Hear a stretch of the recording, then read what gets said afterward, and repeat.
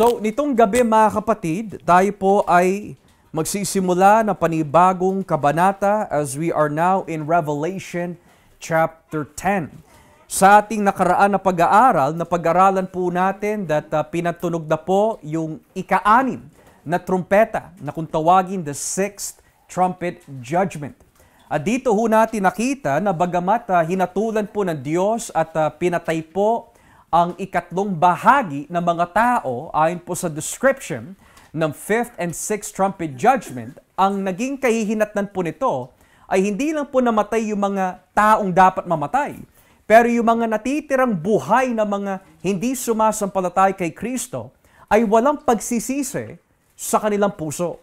So dito ho natin nakita kung gaano katindi at kung gaano po kalalim ang kasamaan po na nakaluklok sa puso ng tao na hindi binubuksan pa ng Diyos ang kanyang puso't o isipan.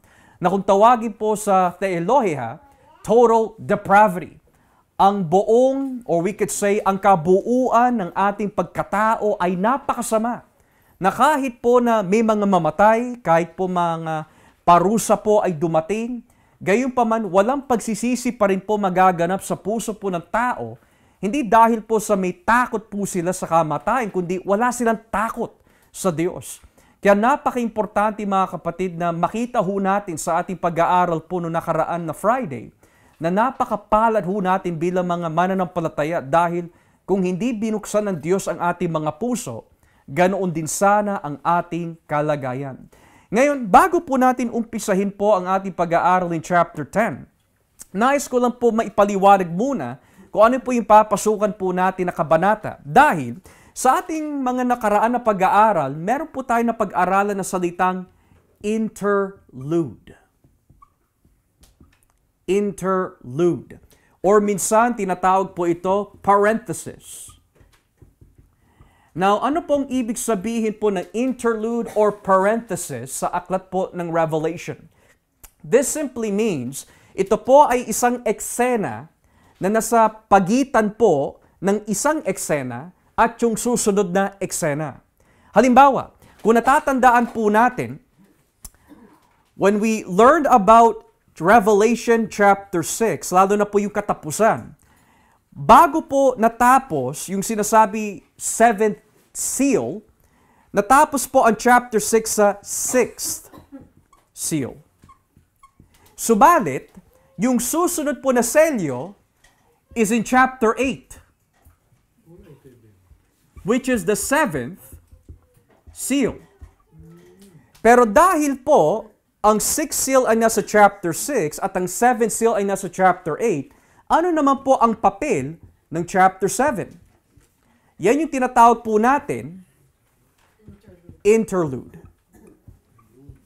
Nang ibig sabihin, bago po makarating po tayo dito, maaari ho natin tanungin, ano po yung mga nangyayari in the middle bago po dumating sa panibagong eksena. So, yan po ay interlude. Pagdating po dito sa chapter 10, natapos po tayo nung nakaraan po na Friday in chapter 9 with the sixth trumpet. Okay? Subalit, ang susunod po na trumpet ay makikita po in chapter 11 verse 15 to 19. At ito yung tinatawag na seventh trumpet judgment. So ngayon, kung ang chapter 9, siya po yung sixth trumpet judgment, at yung seventh trumpet judgment ay hindi po parating until chapter 11, ano naman po ang papel ng chapter 10? Kagaya po ng chapter 7, ito rin ay may tuturing interlude. Nang ibig sabihin, ang chapter 10 po, ang kanyang inaambag sa buong aklat ng Revelation, siya po ay nagbibigay ng mga ibang detalye bago dumating sa seventh trumpet judgment. So lagi ho natin tatandaan, yung unang interlude ay nasa chapter 7. Yung pangalawang interlude nasa chapter 10. Kung ang chapter 7 ay nagbibigay po ng mga ilang detalye bago po dumating po yung hukom o parusa ng Diyos sa mga hindi mananampalataya, pagdating po dito sa chapter 10, ganoon din. Ito yung mga bagay na kailangan po natin malaman bago dumating ho dito. So, ang tawag po doon, interlude. Okay? So, ngayon, simulan po natin ating pag-aaral dito sa chapter 10. Sabi po ng Biblia, verse 1, pagkatapos nito, isa na namang makapangyarihang anghel ang nakita ko. Bumababa siya mula sa langit. Nababalot siya ng mga ulap at may bahaghari sa kanyang ulo. Ang mukha niya ay nagliliwanag tulad ng araw at ang mga paa niya ay parang nagliliyab na apoy.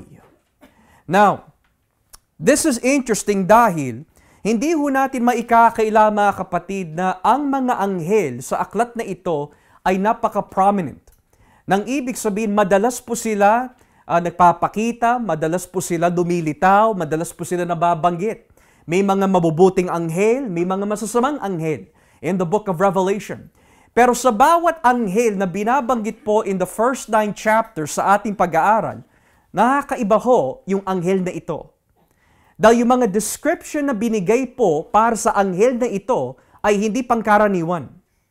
Halimbawa, kung titignan po natin yung mga nabanggit po dito, unang-una, pagdating po sa anghel na ito, siya po ay bumababa mula sa langit.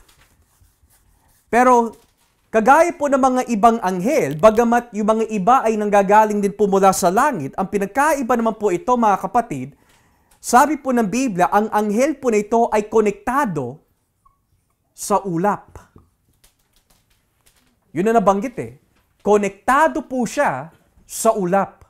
Nakabalot ang ulap sa kanya. Pangalawa, sa kanyang ulo has a rainbow. Okay? Pangatlo, ang kanyang mukha ay parang araw. And lastly, we see ang kanyang paa, notice this, are pillars of fire. Now, I want to underline the word pillar because it's going to play a very important part in the background of this description.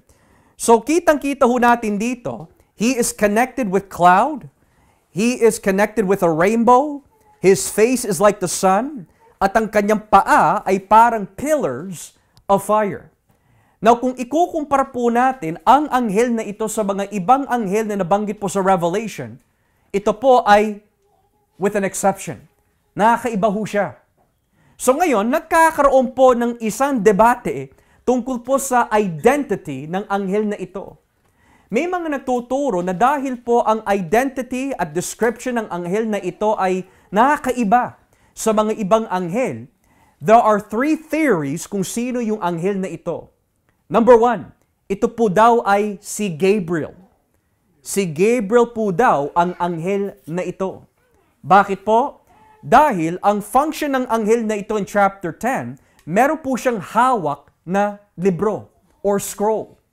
Ngayon, when you study the book of Daniel and you study the Gospel of Luke, makikita ho natin ang madalas na sinasend po ng Diyos upang maghatid ng mensahe with regarding to world history ay si Gabriel. So ang sabi po ng ilan, maari si Gabriel po ito. Pangalawa, may mga nagtuturo naman, ito po ay tumutukoy kay Michael, the archangel. Bakit po? Dahil ang description po ng anghel na ito is majestic, malakas, makapangyarihan. So there are some who suggest that maari ang anghel na ito, it's not Gabriel, kundi si Michael. And lastly, there are those who suggest it is either Christ or isang larawan or representative ni Kristo. Now, I take the view mga kapatid, and of course, I could be wrong here, pero sa aking pagkakaintindi sa mga description na nabanggit po dito, it may not be a reference to Gabriel, and it may not be a reference to Michael. Kundi tuwing may binabanggit na mga elementong ito in the book of Revelation, there's only one person who has that type of description. Unang-una, let's go to Revelation chapter 1. Revelation chapter 1. Sabi po ng Biblia sa Revelation chapter 1 verse 7, Pahayag, Kapitulo 1, talatang 7, tignan niyo po ang nakalagay. Magsipaghanda kayo. Darating si Jesus na nasa mga ulap. Makikita siya ng lahat ng tao, pati na ng mga pumatay sa Kanya. At iiyak ang mga tao sa lahat ng bansa sa mundo dahil sa takot nilang sila ay parurusahan na niya. Totoo ito at talagang mangyayari. So ayon po sa Revelation 1:7, ang nakasakay po sa ulap ay si Kristo. But dito, pagdating po sa rainbow, kung babasahin po natin on chapter 4 ng Revelation, chapter 4, at dito po tayo sa talatang 3, Revelation chapter 4 verse 3, sabi po na salita ng Diyos, in chapter 4 verse 3, na nagniningning tulad ng mamahaling mga batong jasper at cornalina, at nakapaikot sa trono ang bahagharing kakulay ng batong esmeralda. So ayon po sa chapter 4 verse 3, ang rainbow ay konektado sa deity or sa Diyos. Ang rainbow ay may kaugnayan sa deity o sa Diyos. Dahil ang binibigyan po ng description in Revelation 4 na nakaupo po sa trono ay walang iba kundi ang Diyos Ama. At ang rainbow ay may koneksyon ho sa Kanya. Moreover, pagdating po dito sa araw, kung babalikan po natin ang Revelation chapter 1, basahin po natin dito sa talatang 16. Revelation chapter 1 verse 16. Revelation 1 verse 16. May hawak siyang 7 bituin sa kanang kamay niya, at lumalabas sa bibig niya ang isang matalas na espada na 2 ang talim. Ang mukha niya ay nakakasilaw tulad ng araw sa katanghaliang tapat. So, we have another description of who? Of Christ. Okay? Ngayon, what about these pillars of fire? Itaas po natin ang basa sa talatang 15. Itaas niyo po ang basa sa talatang 15. Ang mga paa niya ay kumikinang na parang tansong, dinalisay sa apoy at pinakintab. Now there's a difference here dahil ang binanggit po sa talatang 15 parang tanso na parang dinalisay sa apoy at pinakintab. So tanso ang ginamit po sa talatang 15. Pero ang description po dito ay hindi tanso. Pillars of fire ang nakalagay. So let's just add 1 verse 15 as a background for this. Pero magtataka ka eh. Kung ang ulap may koneksyon kay Kristo at ang rainbow may koneksyon sa Diyos at ang araw may koneksyon kay Kristo at alam din po natin that the feet of fire ay may koneksyon din kay Kristo, bakit pillar ang ginamit ho dito? Why pillars? Now, the only description that we have that is so obvious where pillars and fire ay magkadikit in the Bible ay makikita po in Exodus chapter 13 verses 21 and 22. So kung babasahin po natin saglit ang Exodus chapter 13 verses 21 and 22, here is a clear example kung saan makikita po ang combination of pillar and fire. Exodus 13 verses 21 and 22. Tignan niyo po ang nakalagay. Kapag araw, ginagabayan sila ng Panginoon sa pamagitan ng makapal na ulap. At kapag gabi ay ginagabayan sila sa pamagitan ng naglalagablab na haliging apoy na nagbibigay sa kanila ng liwanag para makapaglakbay sila araw man o gabi.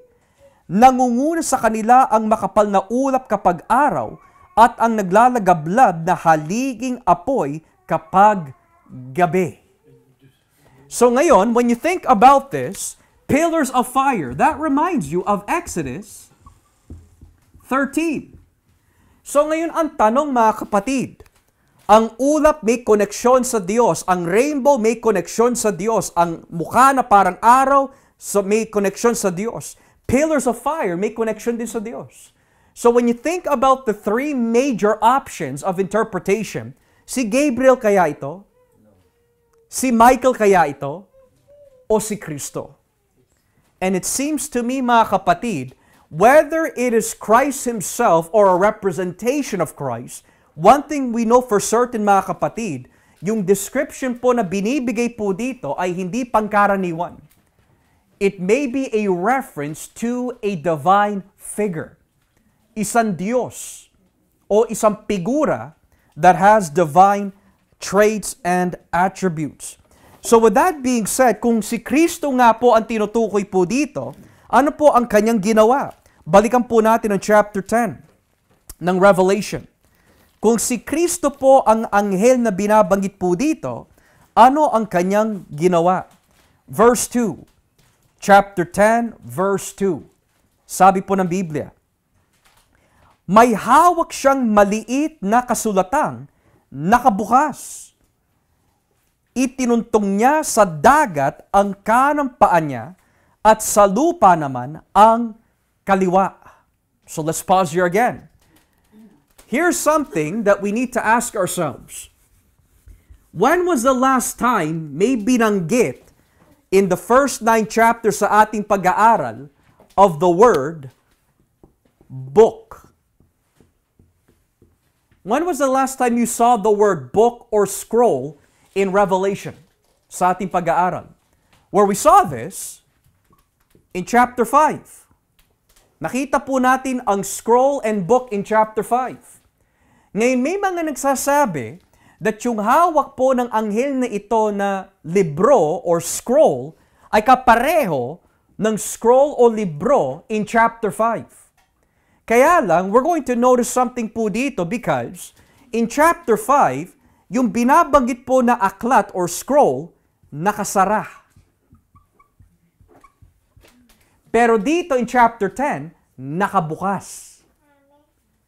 Pangalawa, in chapter 5, it is a normal size book. Which means walang binabanggit kung siya po ay malaki, walang binabanggit kung siya po ay maliit in chapter 5. Pero in chapter 10, yung hawak po ng anghel, hindi lang po siya nakabukas, pero maliit.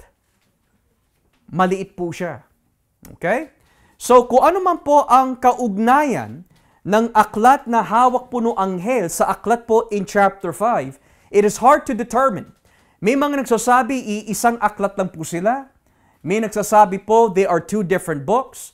But whatever the case might be, both of these books ay parte ng plano ng Diyos. At doon, kontento na ho ako.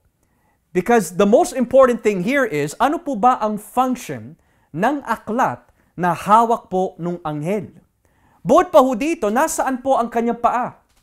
O sabi po ng Biblia, 1 foot is on the sea, the other one is on the land or earth. So what does that mean? 1 foot ay nakatungtong sa sea, the other one nakatungtong po on the earth. Well, there have been much interpretation kung ano pong ibig sabihin po noon, pero what we can say is this.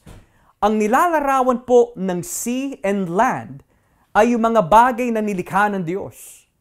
And we can safely say that ang nilalarawan po ng kanyang pagtungtong ng kanyang kanan at kaliwang paa sa dagat at sa lupa is a representation of a message that states na siya po ay makapangyarihan. He is sovereign over everything. However, there are some exceptions. Halimbawa, in Revelation, lalo na po in chapter 13 verse 1, ang ibig sabihin po ng dagat po minsan ay tumutukoy po sa kasamaan. Okay? Now, when we talk about the word land or earth, Ganyan din po minsan ang nilalarawan ng earth or land in Revelation. Tumutukoy din po siya minsan sa kasamaan. So, may mga iba na nagsasabi that kung ang nilalarawan po ng dagat ay kasamaan at ang nilalarawan po ng land and earth ay ito po yung lugar kung saan naninirahan ang mga masasama. At ngayon nakatungtong ang paanong anghel over the land, over the sea. Maari ang pinapahiwatig po nito mga kapatid is that this angel, kung siya'y tumutukoy nga po kay Kristo, has sovereignty not only over all creation, pati na rin sa lahat ng kasamaan. Okay? So that is what some suggest. He has sovereignty not only over all creation, kundi pati na rin sa lahat ng kasamaan. Ngayon, kung ipagpapatuloy po natin, sabi po dito in verse 3, sumigaw siya ng malakas na parang atungal ng leon. At tinugon naman siya ng dagundong na 7 kulog. Or in English, and he gave a loud shout like the roar of a lion. When he shouted, the voices of the 7 thunders spoke. Now there's 2 things that you will notice about that verse. May dalawang bagay na nabanggit po dito. Unang-una, ikinumpara po yung boses ng anghel saan? To a roaring lion. Pagkatapos po nito, may narinig po si Juan, boses mula from the 7 thunders. Okay? Now, we know mga kapatid that yung angel po nito ay hindi pangkaraniwan. We know it's not a normal angel. Dahil unang-una, nakabalot po sa kanya ang ulap, ang kanyang ulo has a rainbow, his face is like a sun. So ito'y nagpapahiwatig na maari ang anghel po nito ay divine. It might be Christ Himself. Okay? Pero bakit yung boses po niya is like a roaring lion? Minsan naiisip po ng iba that roaring lion, teka si Satanas yun na. Satan is like a roaring lion. But we must not forget kung ano po yung natutunan po natin in Revelation. Because in chapter 5, verse 4 and 5, si Kristo po ay nagmula po sa tribo? Judah. At ano po ang tawag sa kanya from the tribe of Judah? He is the lion of the tribe of Judah. Moreover, makikita din po natin sa lumang tipan mga kapatid na hindi natin pwede sabihin na si Satanas po is a roaring lion lamang because in the Old Testament, bago pa ho banggitin in 1 Peter na si Satanas is like a roaring lion, the reason why tinatawag po si Satanas as a roaring lion, hindi lang po para makapag-intimidate lang, pero nais po niya gayahin ang Diyos. Dahil sa lumang tipan, ang original na roaring lion ay si Yahweh. Basahin nga po natin dito mga kapatid sa Hosea chapter 11. Hosea chapter 11. At dito po tayo sa talatang Gs. Hindi si Satanas ang original na leon, kundi si Yahweh. Hosea 11 verse 10. Sabi po dito, susunod kayo sa akin kapag umatungal ako na parang leon. At kapag umatungal na ako, dali-dali kayong uuwi mula sa kanluran. They will follow Yahweh. He will roar like a lion. When he roars, his children will come trembling from the west. Karagdagan pa, if you turn with me in the book of Amos, chapter 3. Amos, chapter 3. At dito po tayo sa talatang 7 hanggang 8. Amos, chapter 3, verses 7 and 8. Amos, chapter 3, verses 7 and 8. Tignan niyo po nakalagay. Sa katunayan, Hindi gumagawa ng anuman ang Panginoon Diyos na hindi muna niya ipinapababatid sa kanyang mga lingkod na propeta. Sino ang hindi matatakot kung umaatungal na ang leon? Sino kaya ang hindi magpapahayag ng mensahe ng Panginoon Diyos kung ang Panginoon Diyos na mismo ang nagsasalita sa kanya? So ayon po kay Amos, sino ang hindi matatakot kapag nag-roar na ang lion? Ganoon din, sino ang hindi matatakot kapag nagsalita na si Yahweh? So hinalintulad po yung roar of a lion sa authority ng boses at salita ni Yahweh. But what about this? Anong ibig sabihin po nung pitong thunder? 7 thunder. Now, it is interesting dahil the number 7 is mentioned.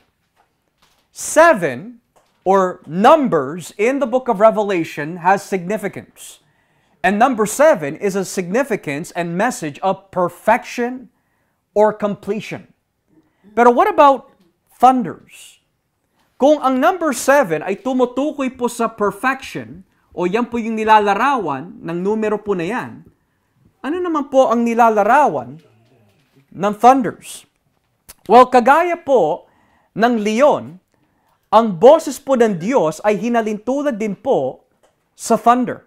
Halimbawa, kung babasahin po natin dito in Psalm 29, Salmo 29, Psalm chapter 29. At dito po tayo sa talatang 1. Psalm 29, verse 1. Tignan niyo po ang nakalagay sa Salmo 29, talatang 1, pababa. Purihin ang Panginoon, kayong mga anak na makapangyarihan Diyos. Purihin siya sa kanyang kadakilaan at kapangyarihan. Papurihan ang Panginoon ng mga papuring nararapat sa kanyang pangalan. Sambahin ninyo siya sa kanyang banal na presensya. Ang tinig ng Panginoon Diyos na makapangyarihan ay dumadagundong na parang kulog sa ibabaw na malalakas na alon ng karagatan. Ang tinig ng Panginoon ay makapangyarihan at kagalang-galang. So napakalinaw, ang boses po ng Diyos ay hinalintulad sa kulog.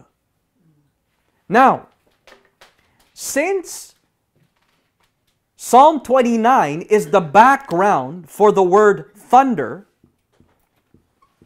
ang tanong po dito, base po sa ebidensya na nakikita ho natin, what does the thunder represent? And we can probably say with all safety, mga kapatid, that ang nilalarawan po ng kulog na ito is not only the voice and word of God, kundi yung kanyang judgment na ipapatong sa mga hindi mananampalataya. In other words, 7 thunders ay nagbibigay po ng isang mensahe. Here is the perfect judgment of God. Ito yung perpektong paghatol ng Diyos. So ngayon, dahil narinig ni Juan yung boses na ito, tignan niyo po yung kanyang ginawa in Revelation chapter 10, verse 4. Dahil narinig po niya yung dagundong ng 7 kulog, ayon po sa talatang 4, tignan niyo po yung ginawa ni Juan. Isusulat ko na sana ang sinabi ng 7 kulog, ngunit may nagsalita sa akin mula sa langit. Ilihim mo ang sinabi ng 7 kulog. Huwag mong isulat. Now, here, I want to put this here muna, and then mamaya babalikan po natin ito. Ayon po sa teksto na ating binasa, ang nakalagay po dito is, huwag mong isulat. Do not write. Now, this is going to play a huge part sa ating understanding sa Lumang Tipan. But let's continue. Verse 5. Itinaas ng anghel na nakatayo sa dagat at sa lupa ang kanang kamay niya sa langit at nanumpa sa Diyos na nabubuhay magpakailanman, na siyang lumikha ng langit, lupa at dagat at lahat ng naroon. Sinabi ng anghel, hindi na magtatagal ang panahon. So here's another thing that we see. Itinaas ang kanyang anong kamay? Kanan o kaliwa? Kanan.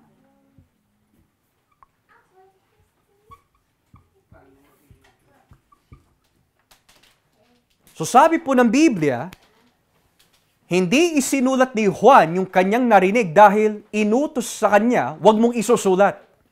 Ilihim mo muna. Huwag mong isusulat. Pangalawa, nung makita po niya yung anghel na nakatayo ho over the waters and over the earth, ang sabi ng Biblia, nakataas ang kanyang kanang kamay. Now, you want to ask the question, unang-una, what is the significance na hindi po niya isinulat? Number two, anong ibig sabihin ng kanang kamay? Bakit hindi na lang po yung ikaliwa? Bakit yung kanan? Okay? Well, we're gonna see mamaya that these two passages may kaugnayan sa propetang Daniel. These two passages have a relationship with the book of Daniel. Unahin po natin ang huwag mong isulat. Let's go here in Daniel chapter 12. Daniel chapter 12. Okay? At simulan po natin dito sa talatang 1. Daniel chapter 12, verse 1. Daniel 12 verse 1, sa panahong iyon, darating si Michael, ang makapangyarihang pinuno na nagtatanggol sa iyo mga kababayan. Magiging mahirap ang kalagayan sa mga panahong iyon. At ang matinding kahirapang ito ay hindi pa nangyayari mula na naging bansa ang Israel. Pero ililigtas sa paghihirap ang iyong mga kababayan na ang mga pangalan ay nakasulat sa aklat. Bubuhay ng marami sa mga namatay na. Ang iba sa kanila ay tatanggap ng buhay na walang hanggan. Pero ang iba ay isusumpa at ilalagay sa kahihiyang walang hanggan. Ang mga taong nakaunawa ng katotohanan at nagtuturo sa mga tao na mamuhay na matuwid ay magniningning na parang bituin sa langit magpakailanman. Verse 4, pero Daniel, isara mo muna ang aklat na ito at huwag mo munang sabihin sa mga tao ang mensahe nito hanggang sa dumating ang katapusan. Habang hindi pa ito ipinapahayag, marami ang magsisikap na unawain ang mga nangyayari. So, ayon po sa nabasa natin in Daniel, chapter 12, verse 4, wala nang ibang propeta kundi si Daniel lang ang inutusan ng Diyos, wag mong sasabihin, isara mo. Yung pangalawa na sumunod na propeta o lingkod ng Diyos na kagaya po ni Daniel ay si Juan. Now, hindi pa ho tayo natatapos diyan. Ipagpatuloy pa ho natin ang basa. Verse 5. Pagkatapos niyang sabihin iyon, may nakita pa akong 2 taong nakatayo sa magkabilang pampang ng ilog. Nagtanong ang isa sa kanila sa taong nakadamit ng telang linen na nakatayo sa mataas na bahagi ng ilog, gaano ka kaya katagal bago matapos ang mga nakamanghang pangyayaring iyon? Itinaas ng taong nakadamit ng telang linen ang kanyang 2 kamay at narinig kong sumumpa siya sa Diyos na buhay magpakailanman. Sinabi niya, matatapos ito sa loob ng 3 taon at kalahati kapag natapos na ang pangapaghihirap ng mga mamamayan ng Diyos. Hindi ko naintindihan ang kanyang sagot kaya tinanong ko siya, ano po ba ang kalalabasan ng mga pangyayaring iyon? Sumagot siya, sige na, Daniel, hayaan mo na iyon, dahil ang sagot sa tanong mo'y mananatiling lihim at hindi maaaring sabihin hanggang sa dumating ang katapusan. Now, yung nakalagay po dito sa Daniel chapter 12 verse 7, kung ikukumpara po natin sa nakita po ni Juan, ano po ang kanilang commonality? Unang-una, they're both angels or they're both some form of extraordinary figure. Yung nakita po ni Juan ay isang makapangyarihang anghel at nakatayo at nakataas rather ang kanyang kanang kamay. Yung nakita naman ni Daniel, isa rin makapangyarihan na figura, na we don't know who it is, pero isang makapangyarihang figura, he's over the waters, pero what's the difference between this angel and the other one? Dalawang kamay na nakatayo.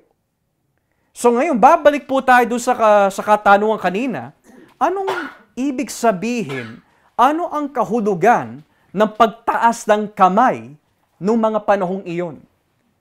Kasi sa aklat ng Daniel, nakataas ang kanyang kamay. Sa aklat ng Revelation, nakataas din ang kanyang kamay. Anong ibig sabihin ng kamay na nakataas sa mga panahong ito? Well, basahin po natin ang Genesis chapter 14. Genesis chapter 14. Talatang 25. Genesis chapter 14, verse 22. Not 25, 22, I'm sorry. Genesis 14, verse 22. Tignan niyo po ang nakalagay.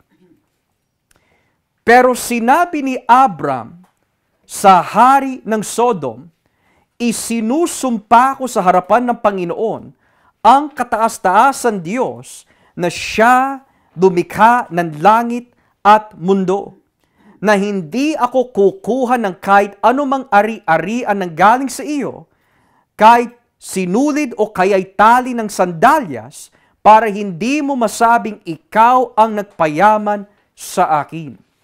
Ngayon, kung titignan po natin sa wikang English of verse 22, but Abram said to the king of Sodom, with raised hand, I have sworn an oath to the Lord, God Most High, Creator of heaven and earth.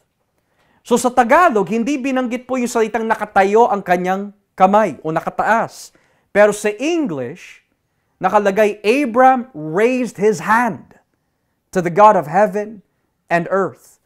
Ngayon, naulit na naman po ito mga kapatid, when you turn with me here, in the book of Deuteronomy. Deuteronomy chapter 32.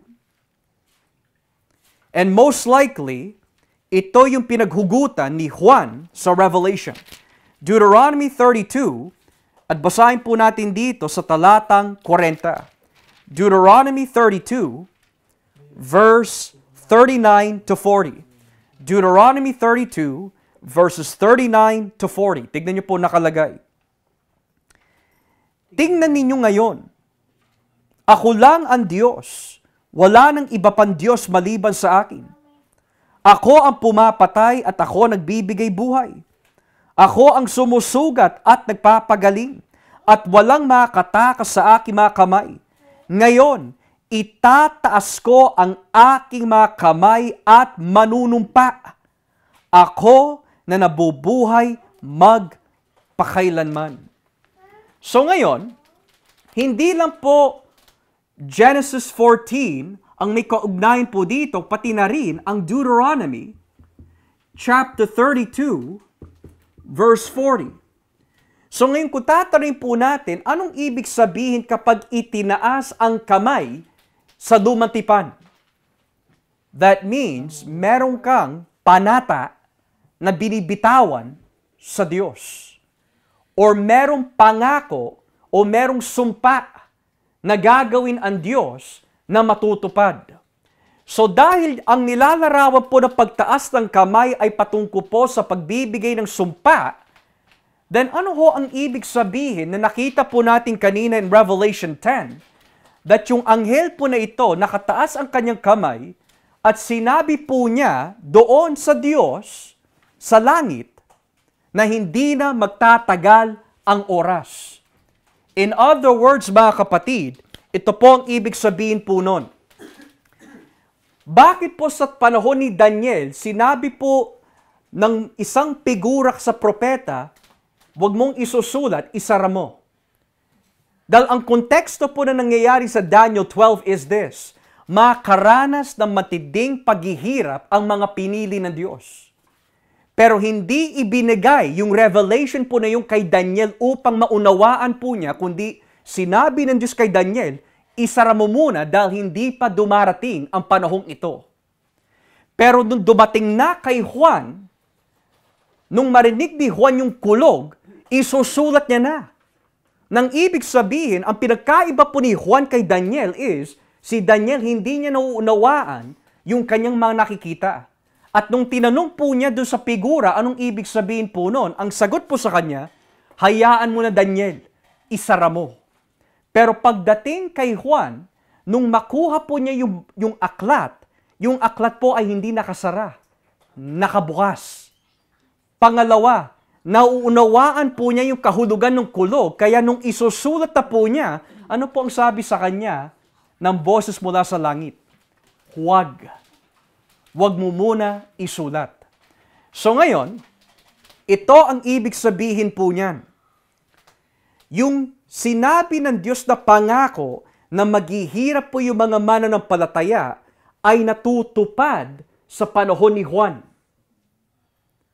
Ngayon, nung makita po ni Juan na nakatayo yung kamay ng anghel patungo po sa langit, at sinabi po nung anghel, hindi na magtatagal ang oras, it means, hindi na magtatagal ang paghihirap ng mga mananampalataya dahil dumating na ang paghahatol ng Diyos laban sa mga umuusig sa kanyang simbahan. Now, how do we know this? Well, go back with me in chapter 10 of Revelation. Revelation chapter 10. And let us read verse 7. In Revelation 10 verse 7, so dahil sinabi po ng anghel hindi na magtatagal ang panahon, sabi po dito sa talatang 7, kapag pinatunog na ang ikapitong anghel ang kanyang trumpeta, matutupad na ang lihim na plano ng Diyos ay sa sinabi ng mga propeta na kanyang lingkod. So ang tanong, kailan po matutupad yung mystery of God na sinabi po ng boses, huwag mo isusulat? Kailan matutupad yon? Well, kapag pinatunog ang seventh trumpet. So in other words, ang sinasabi po sa atin ng Biblia, hindi magaganap ang mga bagay na ito hanggat hindi pinapatunog yung seventh trumpet. Pero ang tanong, kailan po ito tutunog? Well, tutunog po ito in chapter 11, verse 15 to 19. Now, tignan nga po natin kung ano nilalaman ng seventh trumpet. Let's go to chapter 11, verse 15. Bakit hindi muna matutupad yung katapusan hanggat hindi pinapatunog ng trumpeta o ng anghel yung trumpeta? Well, verse 15 of Revelation 11. Tignan po natin. Nang patunugin ng ikapitong anghel ang kanyang trumpeta, may narinig akong malalakas na tinig mula sa langit na nagsasabi, maghahari na ngayon sa buong mundo ang ating Panginoon at ang Kristo na kanyang pinili. At maghahari siya magpakailanman. At ang 24 na namumuno nakaupo sa mga trono nila ay lumuhod at sumamba sa Diyos. Sinabi nila, Panginoon Diyos na makapangyarihan sa lahat, kayo po ang Diyos noon at kayo rin ang Diyos ngayon. Nagpapasalamat kami sa inyo dahil ginamit nyo na ang iyong kapangyarihan at nagsimula na kayong maghari ngayon sa mundo. Galit na galit ang mga taong hindi kumikilala sa inyo dahil dumating na ang panahon upang parusahan nyo sila.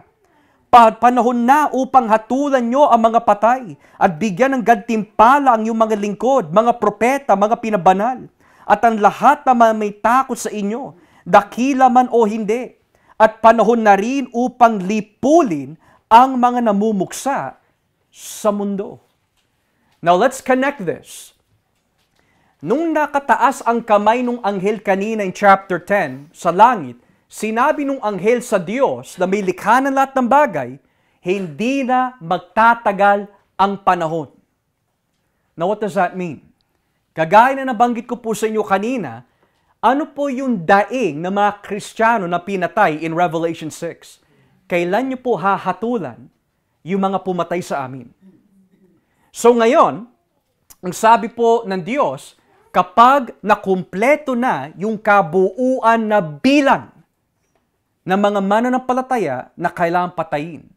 So ngayon, ang sinasabi po ng chapter 10 sa atin, nanumpa po ang anghel sa Diyos na hindi na magtatagal ang paghahari ng kasamaan laban sa mga mananampalataya. Dahil kapag pinatunog na yung ikapitong trumpeta, that means uubusin na po ng Diyos ang lahat ng kasamaan at siya na po ay maghahari magpakailanman. So we can say that the seventh trumpet judgment is a symbol or recapitulation of the final judgment.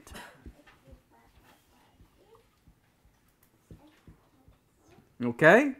Pero bago po ho dumating yung tinatawag na final judgment, at bago ho bumalik si Kristo, ano po ang kailangan maranasan ng mga mananampalataya, kagaya ng mga mananampalataya sa panahon ni Daniel? Pag-uusig. Pag-uusig. So let's compare. In the book of Daniel, ano pong sinabi sa kanya? Sinabi po ng anghel, ang mga Israelita ay makakaranas na matinding kapigatian.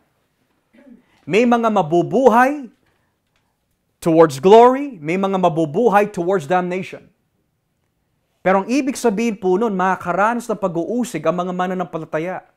Pero sinabi po ng anghel o yung figura in Daniel 12, isara mo. Pagdating sa Revelation 10, ganoon din, kagaya ni Daniel. Nauunawaan ni Juan yung kahulugan ng kulog at nung may isusulat po niya, sabi po ng figura sa kanya, wag. Isara mo muna, ilihim mo muna. Bakit po? Dahil hindi pa tumutunog yung seventh trumpet. At ano po bang nilalarawan ng seventh trumpet? Final judgment laban sa mga umuusig sa mga mananampalataya. But here's the question. Sa mga Kristiyano po na inuusig, what encouragement can the church receive in the middle of trials and persecution? Kasi kung titignan po natin yung mga ibang kapatid po natin sa mga ibang dako po ng mundo, yung mga iba ay ginagahasa, yung iba ay pinapatay, pinupugutan po ng ulo, what encouragement do they have sa kabila ng pag-uusig na nangyayari ho sa kanila? Kung yung anghel na nanumpa sa Diyos ay tumutukoy nga kay Kristo, may kasiguraduhan na ang paghato ng Diyos sa mga masasama ay matutupad. Hindi isasantabi ng Diyos ang kasamaan na nangyayari o naranasan ng kanyang simbahan at hahayaan lang po ang kasalanan to do whatever they want. There is a day of reckoning that is going to occur. So in short, what we can learn from this is that lahat ng kasamaan na nararanasan po ng mga Kristiyano, pagbabayaran ng mga taong umuusig sa kanila o sa atin kung hindi nila pagsisisihan ang kanilang kasamaan. Now, hindi pa ho natatapos doon. Kung babalikan po natin ang Revelation 10, dito naman po tayo sa talatang 8. Verse 8. Revelation 10 verse 8. Muling nagsalita sa akin ang tinig na mula sa langit. Sinabi niya, pumunta ka sa anghel na nakatayo sa dagat at sa lupa, at kunin mo sa kamay niya ang nakabukas na kasulatan. Kaya lumapit ako sa anghel at hiningi ko ang kasulatang iyon. Sinabi niya sa akin, narito, kunin mo at kainin. Matamis ito na parang pulot sa bibig mo, ngunit magiging mapait sa tiyan mo. Kinuha ko ang kasulatang sa kamay niya at kinain. Kasing tamis nga ito ng pulot sa aking bibig, ngunit nang malunok ko, ay naging mapait sa aking tiyan. Now, Kaya hindi ho natin pwede i-interpret ang Revelation as literal because kung gagawin po natin lahat literal, literal din na kinain ni Juan ang isang aklat. That's why you should never interpret Revelation in its symbolisms as literal. So there's a few things that we can learn here. Unang-una, kinain yung aklat. Pangalawa, lasang matamis. Pero sa huli, lasang mapait. Ngayon, hindi magbabagid po ang Espiritu Santo na mga itong klase mga detalye na walang kahulugan. Now, in the Bible, especially in the Old Testament, there are some prophets, if I'm not mistaken, kagaya po ni Jeremiah, that was tasked by God to have some form of relationship with a book and to eat it. However, there's only one prophet that we know of. Nung kinain po niya yung aklat, naging sweet like honey yung lasa. And who could that be? Let's go to Ezekiel chapter 2. Ezekiel chapter 2. So si Juan ay nagfa-function na kagaya po ni Propeta Daniel, and now the prophet Ezekiel. Ezekiel chapter 2 verse 8. Ezekiel chapter 2 verse 8. At basahin po natin. Pero ikaw, anak ng tao, pakinggan mo ang sinasabi ko sa iyo, huwag kang magiging rebelde tulad nila. Ibuka mo ang bibig mo at kainin ang ibibigay ko sa iyo. At nakita ko ang isang kamay na nag-aabot sa akin ng isang nakarol yung kasulatan. Iniladlad niya ito sa harap ko at may mga salitang nakasulat sa harap at sa likod nito. Ang nakasulat ay malungkot na mensahe, mga panaghoy at pagdadalmahati. Let's continue on. Chapter 3. Sinabi pa ng tinig sa akin, anak ng tao, kainin mo ang aklat na ito. Puntahan mo ang mga mamamayan ng Israel at magsalita ka sa kanila. Kaya ibinuka ko ang bibig ko at isinubo niya sa akin ang nakabilot na aklat. Sinabi niya sa akin, sige kainin mo iyan at magpakabusog ka. Kinain ko ang aklat, matamis ang lasa nito gaya ng pulot. Now, what does John have in common with Ezekiel? Well, they both ate the book. Pangalawa, they were both sent to prophesy. Thirdly, nung kinain po nila ang aklat, naging matamis. But there's a difference of wording. In Revelation, may nabanggit yung lasang mapait. Now, kung dito po humuhugot ang Revelation, bakit sa Revelation nakalagay mapait pero sa Ezekiel 2 and Ezekiel 3, walang binabanggit na salitang mapait? Dahil ang nilalarawan po ng mapait, mga kapatid, is judgment. Now, let's go back to chapter 2 of Ezekiel. Ano po ang nangyari nung kinain po niya? Tignan niyo po, verse 10. Verse 10, Ezekiel 2 verse 10. Iniladlad niya ito sa harap ko at may mga salitang nakasulat sa harap at sa likod nito. Ang nakasulat ay malungkot na mensahe, mga panaghoy at pagdadamhati. O ano po bang ibig sabihin ng panaghoy, malungkot, pagdadamhati? All of that is referring to suffering and judgment. So, kung ang lasang mapait ay tumutukoy po sa judgment, then ang tanong, ano naman po ang ibig sabihin ng matamis? Natatandaan niyo po ba yung nakalagay sa aklat ng Salmo? His words are sweet to me like honey. Saan po nakalagay yon? Psalm 119 verse 103. So ano kung ibig sabihin po nun? It means, ang nilalarawan po ng matamis is righteousness. Nang ibig sabihin, ang sino man po tatanggap sa mensahe ni Juan na ipinakain sa kanya ng anghel, ay pagpapalain sila ng Diyos, kaya matamis. Pero yung mga tatanggi sa kanyang mensahe, dun sa aklat na kanyang kinain, makakaranas po sila ng judgment. So ang tanong, kanino po niya ibibigay ang mensaheng ito? Tapusin na po natin ang Revelation 10. Dito po tayo sa verse 11. Revelation chapter 10. Verse 11. Tignan niyo po ang nakalagay. Pagkatapos, may nagsabi sa akin, kailangan ipahayag mong muli ang mensahe ng Diyos tungkol sa iba't ibang tao, bansa, wika, at hari. Now, kanino po ibibigay ni Juan ang mensahe? Na matamis at mapait.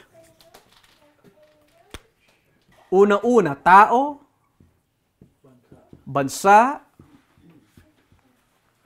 wika, hari. Now, when you look at tao, bansa, wika, minsan yung tatlong elementong ito ay tumutukoy po sa mga taong iniligtas ng Diyos. Kagaya po nung makita po ni Juan in Revelation 7, may mga tao po na nasa langit na nakasuot po ng damit mula po sa ibang bansa, mga ibang tao, ibang wika. Pero when we get here, dito sa salitang hari, it's not positive. Tuwing binabanggit po yung salitang hari, in the majority of Revelation, it's always negative. Tumutukoy po ito sa mga kumakalaban, sa mga mananampalataya at kay Kristo. So dahil po ang bitbit na mensahe po ni Juan ay matamis sa mga tatanggap, pero mapait sa mga hindi tatanggap, most likely, ang nilalarawan po ng apat na nabanggit po dito is referring to the ungodly. Maghahatid si Juan ng mensahe sa mga ungodly. Now, before we close, how does that look like? Kung ia-apply po natin yan sa church. Kasi you want to ask the question, si John lang po ba ang binigyan ng responsibilidad na ihatid ang ebanghelyo sa lahat ng tao? And the answer is no. Ang ginagawa po ni John is a representation of what the church is supposed to do. Now, kung ang ginagawa po ni John ay naglalarawan po ng gagawin ng iglesia until the coming of Christ, here's what you need to ask this time. Kasi that's chapter 10. Chapter 10, John's gospel to the ungodly. Okay? Pero ano po ang, nasaan yung seven trumpet judgment?